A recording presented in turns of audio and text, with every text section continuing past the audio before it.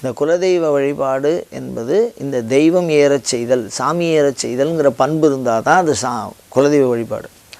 அது என்ன பண்ணுவோன்னா, ஒரு மனிதர் மேலே ஆவேசித்து பேசும். இந்த குலதெய்வத்தை வந்து நம்ம தண்ணி ஊற்றி அபிஷேகம் பண்ணி பொட்டு போட்டு பூசாத்துற மாதிரி இருக்காது. அவங்க குலத்துக்குள்ளே யாருக்கிட்டையாவது ஒருத்தர் உடம்புல வந்து சாமியாடி பேசணும். அப்படி சாமி வரவழைக்கிறது எப்படி அப்படின்னு கேட்டால், அதுக்கு ஒரு சில சூழல். இப்போ சில பேர் வந்து வர்ணனை பண்ணி சாமி வரவழைக்கிறது அப்படின்னு சொல்லுவாள். சில பேர் பதிவிளக்கு வச்சு சாமி வரவழைக்கிறது அப்படின்னு சொல்லுவாள். சில பேர் வந்து காவடி எடுத்து சாமி வரவழைக்கிறது அப்படின்னு சொல்லுவாள். ஒவ்வொருத்தரும் ஒவ்வொரு முறை வச்சுருக்கா, பாரம்பரியமான முறை.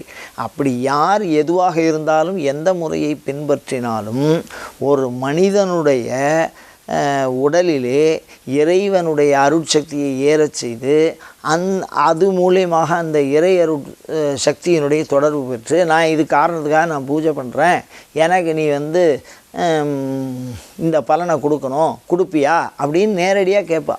சரி, இப்போ நிறையா பேருக்கு சாமி வருது. அது யார் பரீட்சை பண்ணுறது? சாமி தான் வந்திருக்குன்னு. அது எந்த அளவுக்கு சத்தியம் அப்படின்னா, சாமி சொல்கிற வாக்கு பலிக்கும்.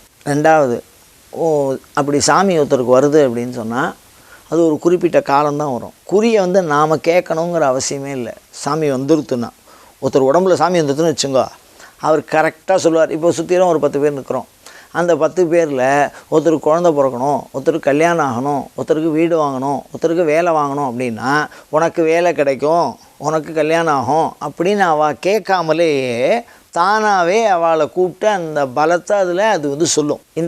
இதை செய் அப்படின்னு சொல்லும். அதே மாதிரி எப்போவாவது வேண்டிண்டு அது சாமி காரியமாக நடந்தால், இந்த மாதிரி நீ வேண்டிண்ட, எனக்கு இந்த காரியத்தை செய்யலை, அது முடிஞ்சதுக்கப்புறமும் அந்த வேண்டுதலை நீ செய்யலை அப்படின்னு நேரடியாக பேசும்.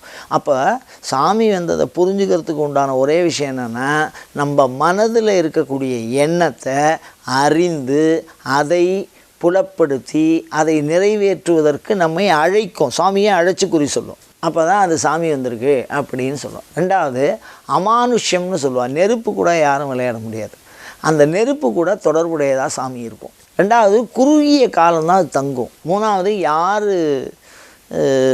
பூஜை போடுறாளோ அவளை பற்றி மாத்திரம்தான் ஒரே ஒரு சொல் இல்லை ஒரு 2-3 வார்த்தை பேசும், அவ்வளோதான். அதுக்கு மேலெல்லாம் பேசாது. அதுக்கப்புறம் திருப்பியும் ஒரு பெரிய திருவிழா மாதிரி ஊரே நடந்து எடுத்தால் அது கொஞ்சம் நாள் அதை தங்க வச்சுக்கலாம். அவ்வளோதான் பண்ணலாமே தவிர, நம்ம நினச்சதை அப்படியே சொல்லும். இந்த எண்ணத்துக்காக வந்திருக்கேன், இந்த காரியம் பண்ணு, இது நடக்கும்.